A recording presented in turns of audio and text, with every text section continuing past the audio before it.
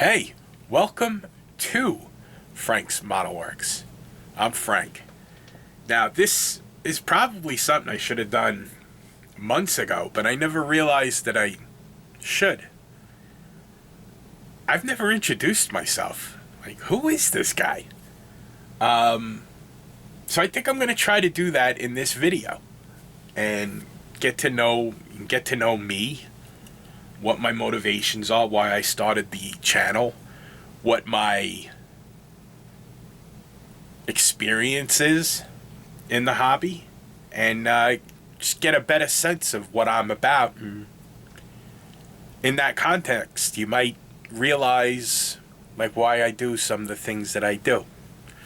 So anyway, here we go. It all started in 1979 and 1980. I was about 7 years old.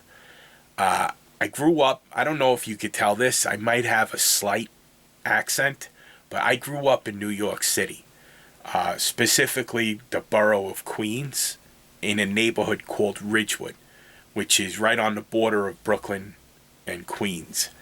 It was a working class neighborhood. You know, most people lived in apartments. It was, it's like typical for the period, kind of rough and tumble, but a really nice place to be from.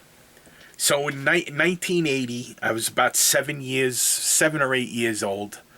My father comes to me one day. My mother and my sister had gone to a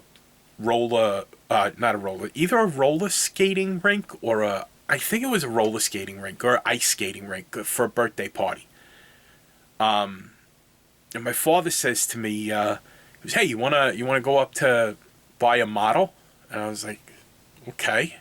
Like, I didn't really know what models. I didn't know what he was talking about, but we went up to my local hobby shop in Ridgewood, which, if you're from the area, you would know it immediately. It was called Naggingast, and one half of it was a hobby shop, and the other half of it was a hardware store, a True Value hardware store, run by a German family. Really, really nice people.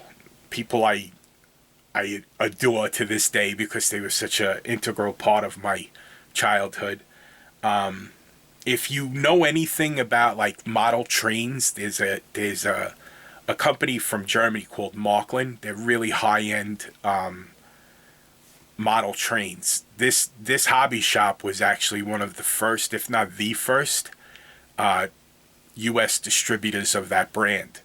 So it was very popular amongst model train enthusiasts, but it was a full service hobby shop. They had control line planes. Remember those? They're still around.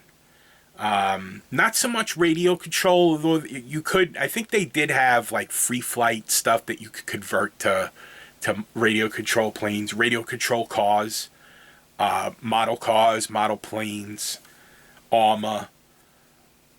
You name it, they had it in that store, and they sold the full line of Testas and Poly S and Pactra and all of the paints that you could think of. They sold airbrushes. It was just a full line, full service hobby shop.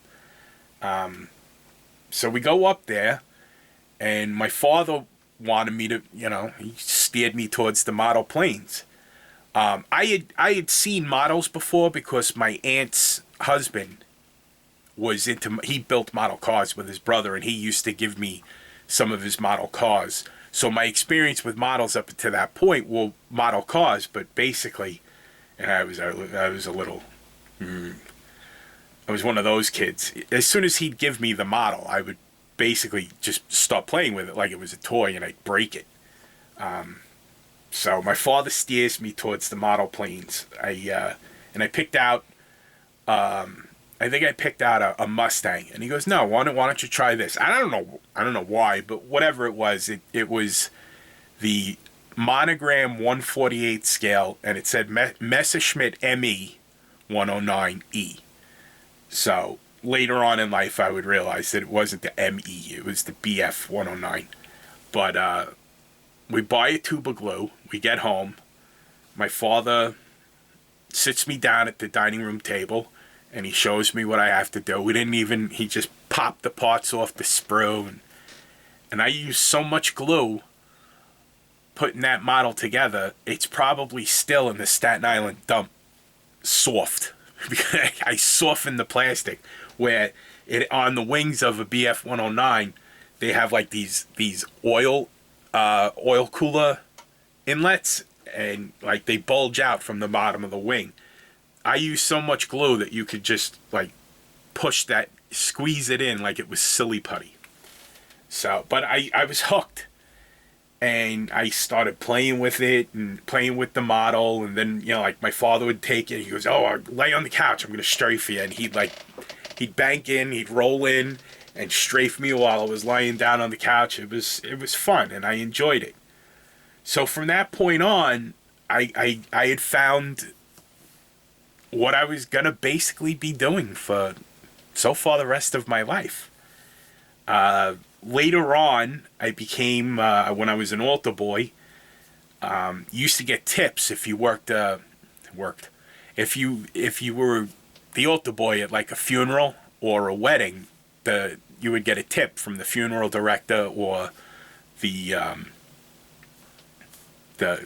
would shake down the groom and the best man at the weddings for a tip, and you usually got more money for doing a wedding. So not a lot of kids would show up for the funerals because it was kind of depressing. But I lived on the block of the church, and my father was a deacon in the parish. My mother was the tuition secretary for the parochial school. So the rectory would call my house pretty much every Saturday at like 9:25 and ask if I could come and be the altar boy for the 9:30 mass, 9:30 funeral, and then I'd wind up doing the 10:15 and the 11 o'clock funeral. So at $2 per funeral, I could basically buy a kit every weekend. So, and then a wedding, you could get anywhere from $5 to, I think, $20 was the most I ever got for a wedding. So, I mean, that was big money back then. So, but most of the kids showed up for the weddings for that reason. So I didn't, I just got my assigned weddings. I didn't pick up any weddings. But it was amazing how I could do like a side hustle in order to feed my growing hobby. So fast forward a few years, I start painting my models. My parents bought me the Testers Finishing Center. Remember that little carousel with the square bottles on it? And I remember when Model Master first started. It was like the big thing. It was the new rack at behind the counter at Nagging Gas, and it was all the rage. And then the rattle cans and stuff like that.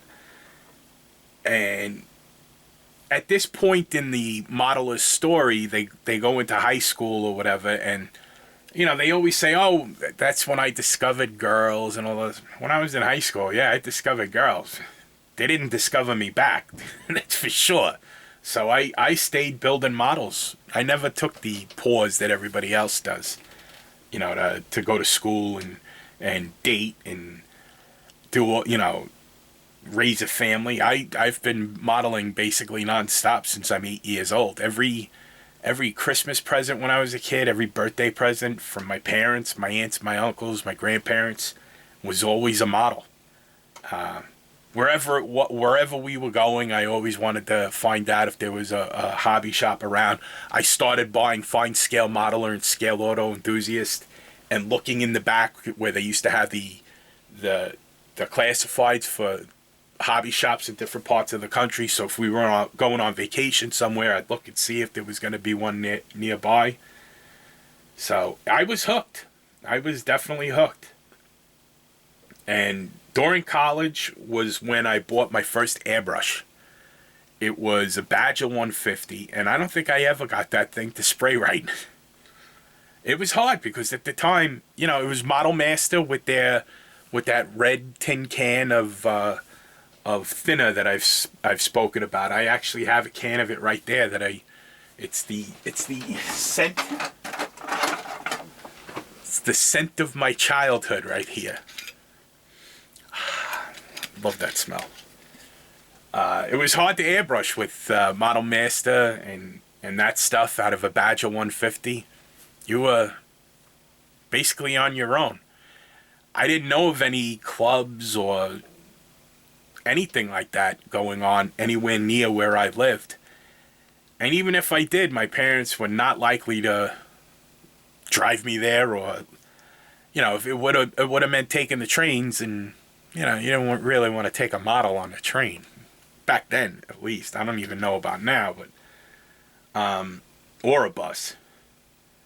So, but when I got older, I started to branch out and buy more airbrushes and start to develop a stash. And one day it actually happened.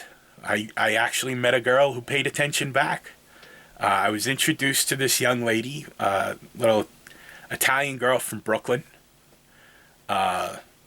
She was friends with my friend's girlfriend, and we were set up on a blind date. So I go and, we go on our first date, and we're talking. She goes, well, what do you do? I go, what do you mean? She goes, like, what do you do for fun? She goes, do you hunt? I'm like, no. She goes, do you play sports? No. She goes, well, then what do you do for fun? At the time, the answer was I was drinking in the bar with my friends, but, you can't really say that. So I told her, I build models. She goes, what do you mean you build models? I go, yeah, I build model cars. She goes, give me one. Okay. So after that, I dropped one off for her. It was the Revell 1967 GTX, which had just come out. It was a fairly new kit at the time. I met my now wife in 1998, and I gave her that kit. So I dropped the kit off, whatever.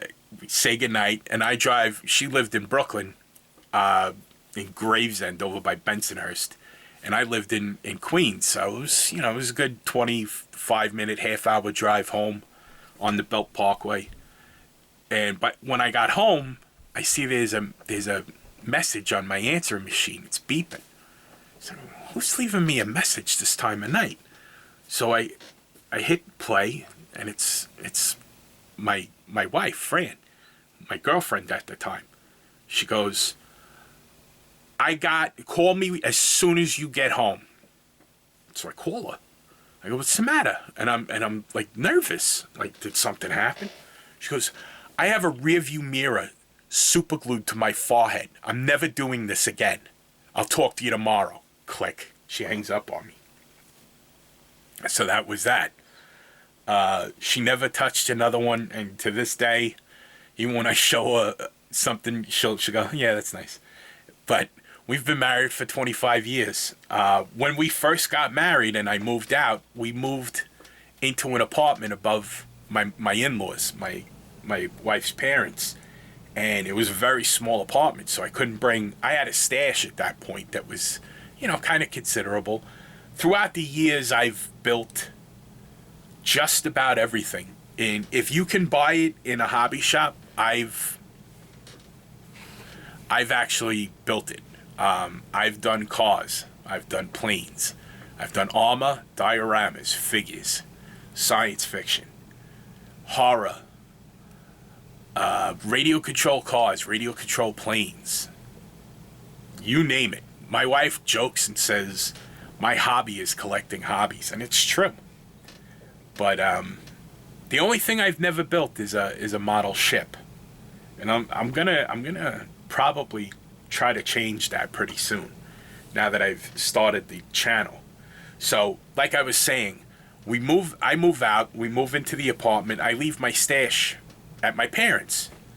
So my father keeps calling me up and saying to me, now remember, the person who got me into building models was my father. So my father calls me up and he says, yeah, you got to get these models out of here. I go, all right, why? What's the rush? Because I want them out of here. I'm like, all right, well, I got no place to put them. He goes, I don't care. Figure it out. All right. So, I was in no rush to get there. and get them because I had no place to put them. And it's not like my parents were moving out or anything. It was, he just wanted them gone. So I get a letter in the mail like 3 weeks after that, and it's from an orphanage. And it's addressed to me. So I open it up. Dear Mr. Steffens, thank you very much for your donation of 150 model kits.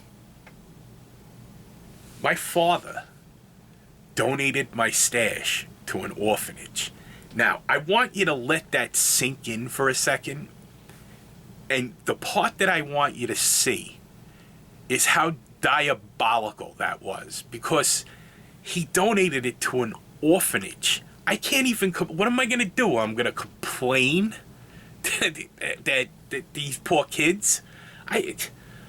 What kind of monster would I look like if even worse, it's not like I can go there and say, oh, my father shouldn't, they're going to pry him out of the hands of these poor kids. So I to this day, I still can't understand why he did it. And he never really would answer why, but whatever. So fast forward, I got married in 1999, and in 2004, my wife wanted to move. She wanted to buy a house and, get out of that small apartment. So my sister and my parents had moved a couple of years prior out here to Ronkonkoma in Suffolk County on Long Island. Now, the geography of this area is Long Island is actually Brooklyn, Queens, Nassau County, and Suffolk County. Brooklyn and Queens being part of New York City. But we're all on the same landmass. But you would never know it. Like, people from the city are to the people who grew up, especially out here in Suffolk County, that we're cityites. It's like it might as well be a different state, even though most of us used to commute into the city. So my parents and my sister had moved out here a couple of years before we were looking for a house. My wife wanted to move near my parents. And so we start looking for a house out here in Ronkonkoma. And I just had one requirement. It's got to have a basement so I could build my models. So, and my wife wanted the backyard so she could plant trees and bushes and have a fig tree, and even though we've never planted a fig tree. The entire notion of having, like, we grew up in a place that had sewers, so you could plant tomatoes in the backyard. And then we moved out here to a place that has a septic tank, and even though it's totally fine to plant fruit and vegetables in your yard despite the septic tank, it's just, to us, it was like skeevy. Like, I'm not planting anything in a place where there's a septic tank. That's disgusting. So we never did plant the fig tree. But I did get my basement. So I've been down here in this dungeon since 2004 building. And I've actually gotten quite a few models done since I'm here. I've gone through different forays between planes, and interspersed within me talking, I'm going to put up pictures of some of my previous builds of airplanes and tanks and dioramas and stuff like that. But I have managed to get a lot done. I still have a huge stash. Whatever I brought with me when we got married, I still have, which was, was probably a lot back then, but it's 150 short. Not that I'm counting Dad,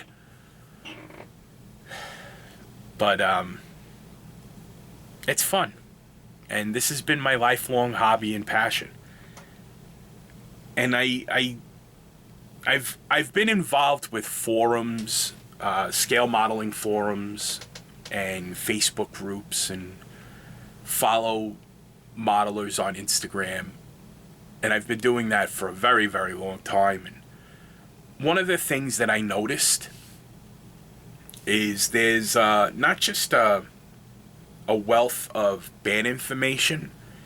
It's also presented in a manner sometimes that's like off-putting. And if you're a lot of people build models as kids and then return to the hobby. And if you're returning to the hobby, things have definitely changed since you were a kid. It's not the same that it's not the same hobby that you left. And even if you never built a model before in your life, coming into the hobby, it's almost like there's a gatekeeping element within the hobby. Less so with model cars, more so with other genres of building models. And I'm not really cool with gatekeeping. I think hobbies are very important, especially, I mean, I look at the demographics of the people that subscribe to my channel, and most of the people who subscribe to my channel, overwhelming, probably 80% of them, are over the age of 35. So 80% of my audience. I want to change that. I want all ages. I don't curse on my videos. I do in real life a lot, but I don't curse on my videos, so they're welcoming for younger viewers. I want to break down the barriers and introduce this hobby to as many people as possible, because there's a word that I use a lot in a lot of my videos, and it's catharsis. We live in a pretty rough and tumble world these days, and it's compared to the dark ages, it's relatively easy. But there's a lot in life that can get you down and stress you out. And you should have something in your life where you can just let all of that tension and all of that misery go. And I think you should have a hobby in order to do that. And what I'm trying to do is present my hobby, my lifelong hobby, my lifelong passion, as a means for you to reach that catharsis. And that's the word that I use. Catharsis is actually a phenomenon where your body just lets go. And all the tensions and everything that's bothering you, you just let it go. And, like a more colloquial term for it is your happy place. So my happy place is here in this basement. And I want to share what goes on here with you.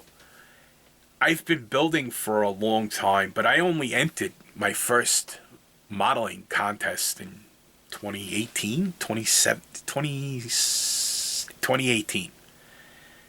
And I never really participated in the in-person aspect of the in-person social aspect of the hobby until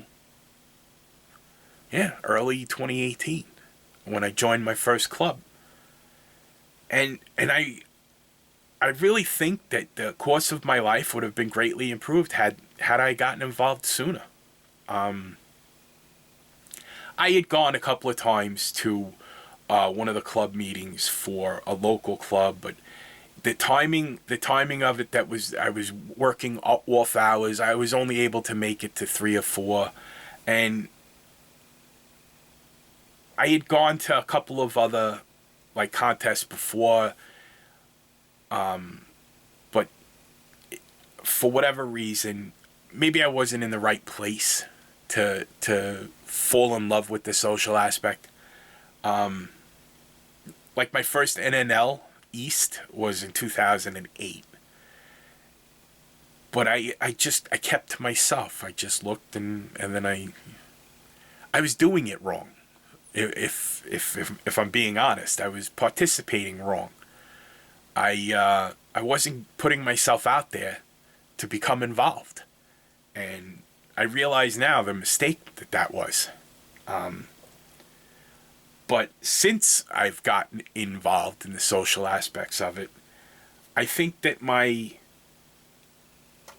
building has taken off for new heights. I build better than I ever did. It's actually kind of weird. I build planes and tanks and stuff like that. I think I'm better at that than model cars, even though almost everything on this channel is model cars, and likely will be a majority of the stuff that I do, because it is my one true passion. And there have been times where I've gone on to little episodes of building model planes that have lasted for years, but my passion has always been model cars. My first model car was given to me by my aunt, and it was the Hemi Hunter reissue of the MPC LA Dot, that rear engine Hemi Dodge Dot. That car was rough. It was so bad, that kit, that I thought my aunt was mad at me. That's how bad it was. And I didn't want to build another model car after that. So it took a while, and I got back, and that's when I discovered the monogram 1/24th scale kits, that, like the heavy Chevy 70 Chevelle, the 446 pack, the GTX from 1970, the 69 446 pack, the 64 GTO, that whole run of kits. I ran through every one of those kits and built them multiple times, because they were much better. By today's standards, they're not as well detailed, but I tried to build a couple of the old Revell kits, but they were very fiddly, so they turned me off. They stayed in the stash, but I was like, maybe one day. Luckily, those were some of the kits that wound up getting given away. But building model cars has always been my passion, where my passion lies. Unfortunately, where my skill lies is in model planes, because I do kind of build them better than I build model cars, at least in my opinion.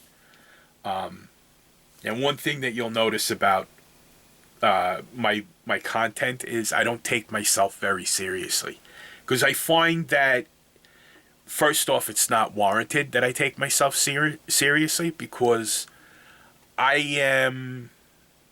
if I had to make an honest assessment of my building skills, I am average.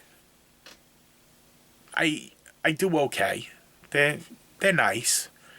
But when you compare me to the titans of the hobby, I mean, I don't even, I could get those guys coffee. That's about where I'd fit in. But that's a humble approach, because one thing I've realized throughout the years, when you brag, and if I have an unrealistic view of who I am and what I am as a modeler, it's going to turn people off instantly. And like I said before, the thing that I'm trying to do more than anything is invite people into this hobby and enrich their experience while they're here, and provide them with good information, so that they're not frustrated in this hobby, because this hobby can be frustrating, but it doesn't have to be needlessly frustrating. And I try to provide information based upon my experience, which, I mean, you always hear people go, "Oh, I've been building for 50 years. No, you haven't. So I started building in 1980. That doesn't mean that I have 44 years experience building models. I went to school. I had to work. It's one thing, like I work in telecommunications. I work for the local phone company, and I've been there for 27 years. But that's 27 years going 40 hours a week, 52 weeks a year minus vacation, so 45 weeks a year. Yeah, I could claim 27 years of experience in telecom. I can't claim 44 years of building models because I started in 1980. It's silly. And it's one of those things where it's gatekeeping. And I'm trying to counteract the gatekeeping that goes on throughout the social media aspect of scale modeling. You see it a lot in Facebook groups and forums. Not that there's many forums. Most people focus their scale modeling social activity to social media. But it's unnecessary and it's not helpful. So the purpose of my channel is to entertain you and to make you laugh so that you'll listen to the things that I have to say, because I do have a modicum of experience. I've been doing it a long time. And then from there, perhaps you'll learn something where even if you're an experienced modeler, we can all learn.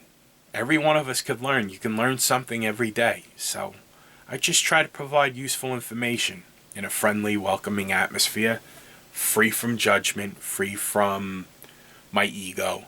The joke is always on me.